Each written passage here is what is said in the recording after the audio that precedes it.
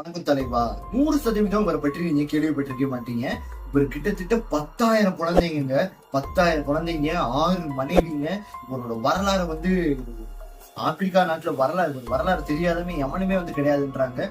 முன்னாடி இவர் லியோதாசாவும் இப்ப பாத்தீங்கன்னா பார்த்திபனாவும் வாழ்ந்து வந்திருக்காரு. பல தலைமுறைகள் பல பாத்தீங்கன்னா கடந்து வந்திருக்காரு. ஒரு வரலாறு லேசான வரலாறு இல்லைங்க. ஹிட்லருக்கு ஈக்குவலான ஒரு வரலாறு படிச்சு பாத்தீங்கன்னா வேற லெவல்ல சுவாரஸ்யமான விஷயங்களை இதுல பார்க்க போறீங்க. உண்மையிலேயே ஸ்கிப் பண்ணிடுறாங்க, நல்லா இருக்கும். அவர் பேர் ஹென்ரிங்க. அவர் ஒரு மனுஷன் கிடையாது, ஒரு மிருகம், அதாவது முதலைங்க. அதுவும் பாத்தீங்கன்னா வயதான முதல். இந்த ஒரு முதலை இப்ப ஏரியால அவங்க வாழ்ந்த இடத்துல இருந்து அப்படி வந்தாருன்னு வச்சுக்கோங்களேன். அந்த மக்கள்லாம் வெளியே வேலை பார்த்துட்டு இருந்தா கூட அந்த வீட்டுக்குள்ள போய் கதவு தட்டிக்கிடுவாங்கன்னா அந்த அளவுக்கு பல வரலாறுகளை பாத்தீங்கன்னா வச்சிருக்காப்புல. அதுவும் வயதான முதலனா நினைச்சு பாருங்க. இந்த உலகத்திலே மிகவும் ஓல்டஸ்ட் முதலைங்க, ரொம்ப வயதான முதலனா இவர் தான், ஹென்றி தான். இவர் பாத்தீங்கன்னா ஆப்பிரிக்கால பாத்தீங்கன்னா போட்ஸ்வானாவில்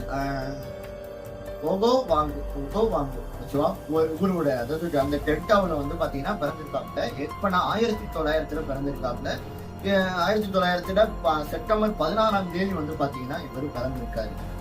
ரீசெண்டா இது வாழ்ந்த இடத்துல, இது பிறந்த இடத்துல போய் இன்டர்வியூ எடுத்திருக்காங்க. இந்த முதல்ல எப்படிப்பட்ட முதல்ல அப்படின்னு. ஆக்சுவலா இப்ப இந்த ஒரு முதல்ல அரெஸ்ட் பண்ணி இப்ப ஒரு இடத்துல பாத்தீங்கன்னா இருக்கு ஜெயில் வாழ்க்கையை தான், சிறைப்பிடிச்சுதான் இந்த ஒரு முதல்ல வச்சிருக்காங்க. காரணம் என்ன அப்படின்னு கேட்டீங்கன்னா, இப்ப இன்டர்வியூ எடுக்கும் போது அந்த மக்கள் என்ன சொல்றாங்கன்னா, இதோட இளம் வயதுல வாயை திறந்து படிச்சுதான் அந்த ஊருக்குள்ளே வருமா. அந்த ஊர் பொறுத்தளவு ஆப்பிரிக்கானாலே முதல்ல நிறைய இருக்கும். அந்த ஊரை பொறுத்தளவு ஏகப்பட்ட முதல்ல அப்பப்போ போகுமா, ஏதாவது நாய் ஏதாவது புடிச்சிட்டு போகுமா. ஆனா அந்த ஒரு மக்கள் ஹென்றி தான் வந்துருச்சுன்னா ஈஸியா கண்டுபிடிச்சிருவாங்கன்னா, ஹென்றிக்குன்னு ஒரு தனித்துவமான ஒரு விஷயம் இருக்கா. ஹென்றி இப்ப நிறைய முதல்ல வருதுன்னா அதுல ஹென்றி வருதுன்னா அது ஈஸியா ஹென்றியை மட்டும் கண்டுபிடிச்சிருவாங்களாம். ஏன்னா அந்த அளவுக்கு ஒரு இது இருக்கு, ஒரு பயம் இருக்குன்னு சொல்றாங்க.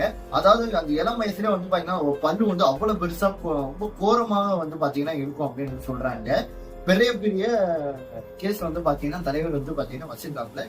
அவர் ஒருத்தவங்க இன்டர்வியூ என்ன சொன்னாங்கன்னா, அது வரும்போது எங்களால என்ன பண்றதுன்னு கூட எங்களால யோசிக்க முடியாது. அதை பார்த்துட்டோம்னா அந்த அளவுக்கு நாங்க ஒரு பயத்துல இருப்போம். இப்படிலாம் அவங்க சொல்றாங்கன்னா இது காரணம் என்ன, அப்படி என்ன அவர் பண்ணியிருக்காரு அப்படின்னு கேட்டீங்கன்னா, இது மனிதர்களை அடித்து கொண்டு தின்னக்கூடிய விலங்கு அப்படின்னு சொல்றாங்க ஹென்ரிய. ஹென்றி பாத்தீங்கன்னா ஏகப்பட்ட மனிதர்களை அடிச்சு கொண்டு சாப்பிடுமா. ஆனா இதுல குறிப்பா என்ன சொல்றாங்கன்னா, இதுக்கு பிரியாணினாலே சின்ன குழந்தைகள் தானே, அதாவது ஒரு வயசுல இருந்து ஒரு 10 வயசுக்குள்ள உள்ள குழந்தைகளை தான் அதிகமா ஹென்றி பிடிச்சு அதை சாப்பிடும் அப்படின்னு சொல்லிட்டாங்க. 100க்கு மேற்பட்ட மனிதர்களை பாத்தீங்கன்னா அடிச்சு கொண்டிருக்கு ஹென்றி. ஹென்ரியோட அக்னியோட்டெல்லாம் தாங்க முடியாம அந்த ஒரு மக்கள் என்ன பண்ணியிருந்தாங்கன்னா, ஒரு சிறந்த வேட்டையாடியை பாத்தீங்கன்னா கூட்டிட்டு வந்திருந்தாங்க. வேட்டைக்காரரோட பேர் பாத்தீங்கன்னா ஹென்றி நியூமன். இவர் பாத்தீங்கன்னா ஹென்ரிய பாத்தீங்கன்னா புடிச்சிட்டு, அதாவது அவர் என்னன்னா கொல்றதுக்காண்டே தான் வந்தாரு.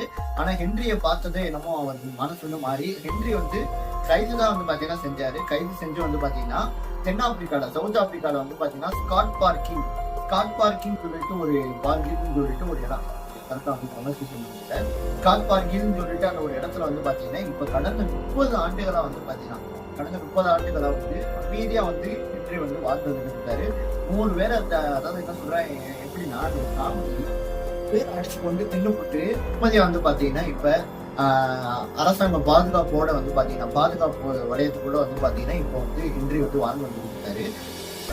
நியூமன் அப்படின்ற அந்த வேட்டைக்காரர் இருக்காருல, அவர் அந்த முதலை பிடிச்சனால அவரோட பேரவே ஹென்ரிக்கு பாத்தீங்கன்னா முதலை வச்சிருக்காங்க. இப்போ 10,000 குழந்தைகளோடையும் 6 மனைவிகளோடையும் நிம்மதியா இன்னமும் வாழ்ந்து வந்துட்டு தான் இருக்காரு. இசந்தாவோட அவருக்கு பர்த்டே வந்துச்சு. இந்த உலகத்திலே மிகப்பெரிய ஒரு உயிரினம் அதுதாங்க. அதாவது ஒரு மினி பஸ் அளவுக்கு நீளமான ஒரு உயிரினமா இருக்கும் முதல்ல.